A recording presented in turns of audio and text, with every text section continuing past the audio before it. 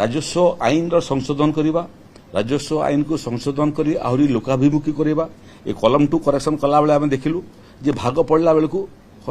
लाखे उपर आम कलुणी भाग पड़ला बेलू कार ना अधा डिसिमिल कार ना गोटे डिसिमिल जमी उत्तराधिकारी सूत्र प्राप्य होउची अधा डिसिमिल से कौन कर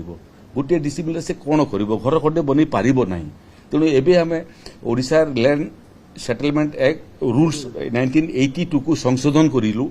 एवं से जो डेफिनेशन क्लॉज थिला लैंडलेस जो डेफिनेशन थिला कि जार कौन सी जगह गोटे इंच मध्य जमी नथिबो से बास घरडीय शून्य बोलिकी एबे आमे ताकू संशोधन करी कहलु 4 डिसिमिल रु कम जमी जो व्यक्तिर थिबो ताकू मध्य आमे भूमिहीन भाव में परिगणना करिवु एवं जेते जमी तार थिबो बड़का जमी राजस्व विभाग द्वारा आमे ताकू प्रदान करिवु पुणी आपण मैंने पचारे कि जनकर गोटे डिसिमिल अच्छी गोटे जगार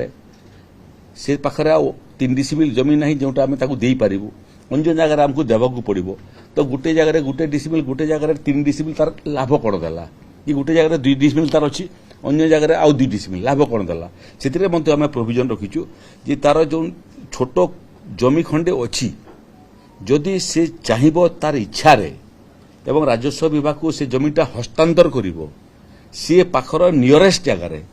संपूर्ण 4 डिसिमिल जमी राजस्व विभाग तरफ ताकू दिया तार पट्टा सहित आम ताकू देबू ये गुड़िए संस्कार आणुचु आहरी संस्कार आनिबार लक्ष्य रखीचु लक्ष्य होउची जे ओडिशा रे कई भूमिहीन न रहंतु ओडिशा रे